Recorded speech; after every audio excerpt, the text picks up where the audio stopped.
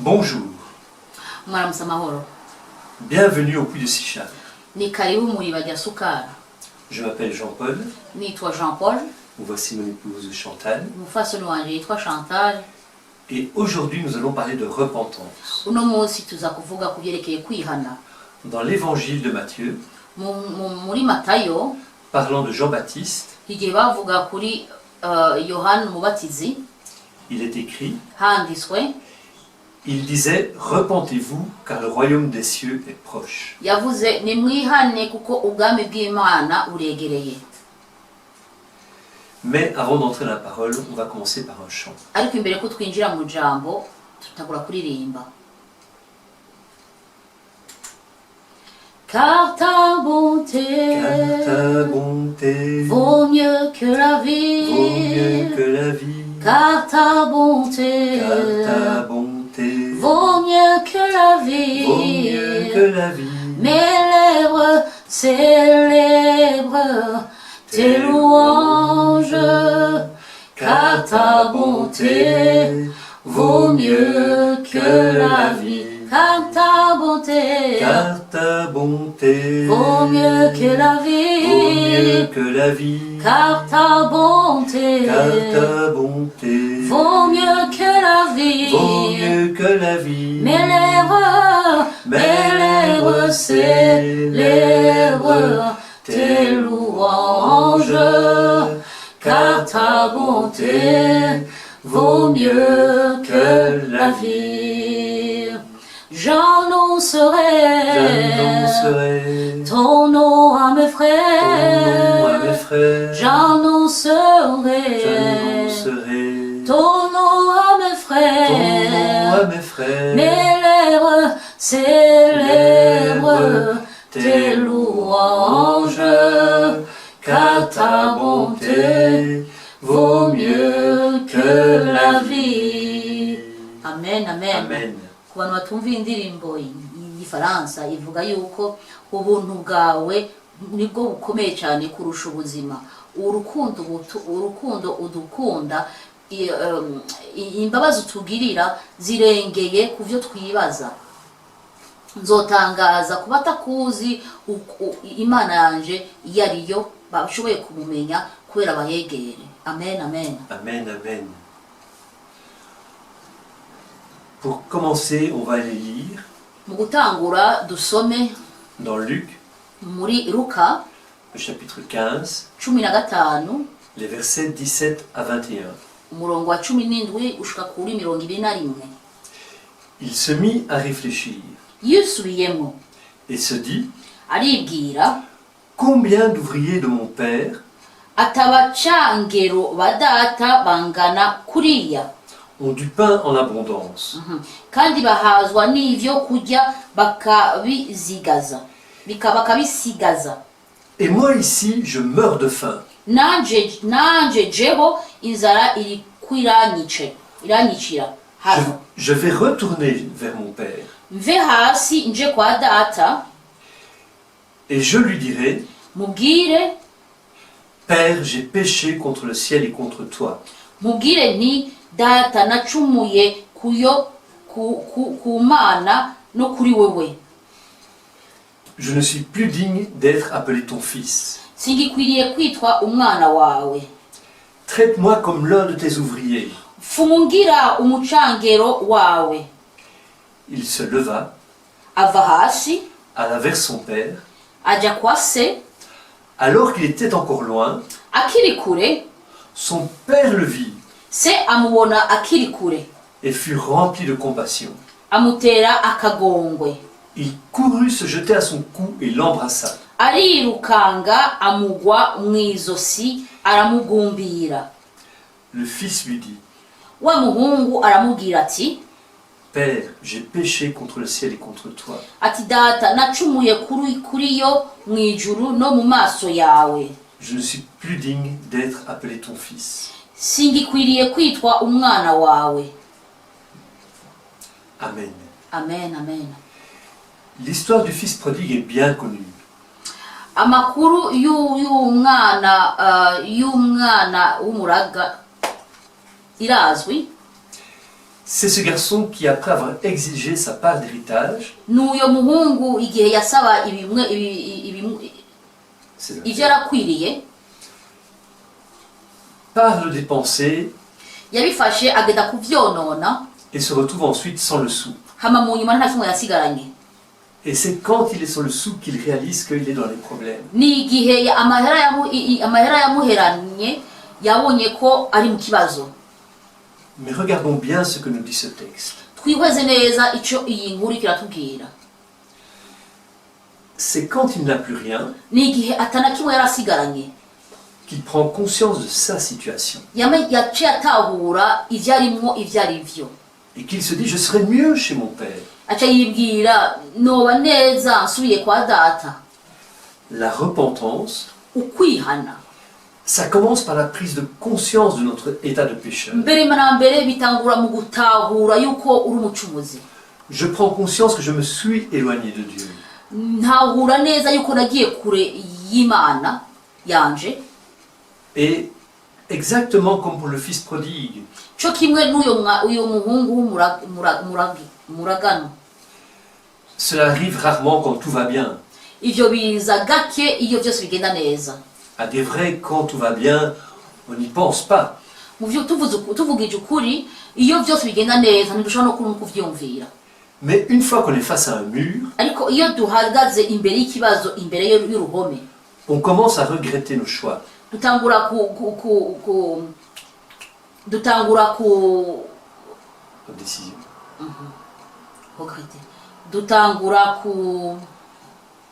À se reprocher nos choix. kwibaza impamvu twakoze biriya bintu byose. C'est là que nous comprenons que nous avons besoin d'aide. Naho tugeze muri ivyo bintu, muri uwo mwanya tumenya yuko dukeneye ko badufasha. La deuxième chose, Kigira kabiri, il prend le chemin pour revenir auprès de son père. yaciye afata inzira agenda atumbera se wiwe. La deuxième phase de la repentance, Igiti ca kabiri cyo kwerekana kwihana c'est lorsque nous choisissons de revenir en arrière. ni igihe uhitamwo gusubira inyuma. Je ne peux pas effacer mes erreurs. Sinshobora guhanagura amakosa nakoze. Je ne peux pas faire comme si mon passé n'existait pas. Sinshobora kugira nk'uko kahise kanje ntabwo kabayeho. Mais je peux choisir comment vivre mon avenir. Amen. Ariko ndashobora guhitamwo ukuntu kazoza yanje izoba. La repentance, c'est choisir que le moment est venu de faire les choses autrement. Amen. Ukwihana no kumenya yuko harageze yuko muri ibintu ukundi. Le garçon a décidé de revenir chez son père. Uwo muhungu yaciye afatiye icyemezo cyo gusubira kwa se wiwe. Mais regardez bien ce qu'il dit. Ariko murabe neza ivyo yavuze. Il sait ce qu'il a fait. Arazi neza ivyo yakoze. Et il s'est dit, je ne peux pas retourner dans mon ancienne position comme si rien ne s'était passé. Yaciye ibaza yuko sinshobora gusubira aho navuye nk'uko umenga nta kimwe cyahabaye. Mais au moins, je peux travailler comme ouvrier chez mon père. Ariko ndashobora gukora nk'umukozi wa data mu nzu ya data wanje. Et la troisième chose, Ikigira gatatu, c'est que lorsqu'il est devant son père, igihe yari imbere ya se wiwe, il exprime qu'il a mal agi. yaciye yemera mu bugaragaro yuko yakoze nabi, Et qu'il est responsable de ce qu'il a fait. yuko ari kubwiwe ibintu byose byashitse, ari ku mpamvu ziwe. La troisième phase de la repentance, Ikigira gatatu cerekeye ukwihana, c'est reconnaître qu'on a mal agi. ni ukwemera muri wewe yuko no ku mugaragaro yuko wakoze nabi. Bien souvent, Kenshi quand nous nous trouvons dans des problèmes, iyo tugeze mu kibazo nous avons tendance à chercher un coupable. tushobora tugerageza tukarondera uwo twogitako. C'est de la faute de machin. Ni kubera kanaka ibi bintu ndi muri iki kibazo. C'est parce que j'ai pas eu de chance. Ni ukubera nta mahirwe nagize. C'est parce que tout le monde s'est acharné contre moi. Ni uko bose batari ku ruhande rwanje. Mais nous portons notre responsabilité. Ariko ivyo dukora vyose ni ku giti cacu. Personne ne nous a obligés à avancer dans cette voie qui nous a perdus. Nta numwe yadusunitse kugenda mu gufata iyo nzira itari nziza. Reconnaître ma responsabilité. Kwemera ko ari ku mbaraga zanje, C'est le yuko plus- ari ku bushake bwanje. C'est le plus sûr moyen d'être pardonné. nibwo buryo bwiza kubera ubabarirwe. On va les lire dans Zacharie, Dusome muri Zakayo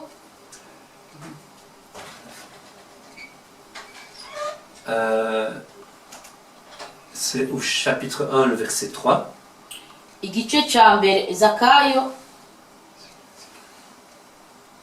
1, 3. dusome muri Zekariya igice cya mbere umurongo wa gatatu. Verset 3. Ainsi parle l'Éternel des armées. Revenez à moi, dit l'Éternel des armées, et je reviendrai à vous, dit l'Éternel des armées. Amen. Amen. Kubw'ivyo uzubabwire utuko nikuhoraho nyeningabo agize ati nimungarukeko nikuhoraho nyeningabo agize nanje nzobagarukako nikuhoraho nyeningabo agize avuze. Et on va les lire dans la première lettre de Jean, 1 Jean, chapitre 1, le verset 9. Hama dusome muri Yohana wa mbere. Si nous reconnaissons nos péchés, il est fidèle et juste pour nous les pardonner et pour nous purifier de tout mal. Amen. Amen. Nitwatura ivyaha vyacu niyo yokwizigirwa kandi igororoka ivyo nivyo kandi igororoka nivyo bituma iduhayira ivyaha vyacu ikatwoza ukugabitanya kose. Amen. Amen. La repentance, c'est comprendre que je suis pécheur, Ukwihana n'ugutahura yuko ndi umuntu adatunganye, que j'ai besoin de Jésus. yuko nkeneye Yesu. Regardez le malfaiteur sur la croix. Nimurabe uriya muntu yari ku musaraba yakoze nabi. Il a commencé par reconnaître ce qu'il était, un malfaiteur. Mbere na mbere yatanguye kwemera yuko yari umuntu atari atunganye. Et ensuite, il dit à Jésus, Hama mu nyuma abwiye Yesu, souviens-toi de moi quand tu seras dans ton royaume. amen, amubwira uzonyibuka niwagira mu bwami bwawe. Autrement dit, Jésus aide-moi. Mu ncamake yabwiye Yesu, Mana mfasha. La repentance ouvre la voie du salut. Ukwihana kugura umuryango w'agakiza. Elle est le point de départ de la foi. Ni intanguriro yo kwizera. D'autres textes dans la Bible parlent de la repentance Ibindi bice by'ijambo bivuga mu kwerekeye kwihana, et insistent sur le fait que la repentance est aussi changer de vie. bigashimanganya bivuga yuko ukwihana n'uguhindura ubuzima. Mais c'est exactement ça. Ce changement, c'est ce que produisent les premières étapes de la repentance. Nivyo nyene guhinduka niyo ntanguriro igaragaza ivyerekeye kwihana. Tu prends conscience de tes erreurs, Utahura amafuti urimwo, tu saisis la main tendue par Christ ufata ukuboko Yesu akwereka, et tu décides de faire les choses autrement. hama ugakora ibintu ukundi ntugikora ibintu bitari bitunganye. Amen. Amen. Seigneur, je veux te rendre grâce Mana nifuza kugushima pour toute personne qui suivra cette vidéo. ku bantu bose bazokurikira iyi video. C'est un message lourd et important, Ni inkuru ikomeye kandi hambaye, qu'il puisse toucher les personnes qui l'entendront ishobore gukora ku bantu bazoyumviriza, et que ces personnes soient bénies. abo bantu bashobore guhezagirwa. Amen. Amen. Je viens pour te louer, je viens te louer, peu importe mes défis, tu as payé le prix. Je viens pour t'adorer, je viens t'adorer, peu importe mes défis, tu as payé le prix. Amen, amen. Indirimbo ku bantu batumva igifaransa ivuga, Mana nje guhimbaza, nje kuguhayagiza kuko waritanze kubera watanze ikiguzi kubera je nkire, nje kugushimira kuvyo wankoreye vyose, kuvyo wakoze vyose ku musaraba kubwanje. Amen. Amen.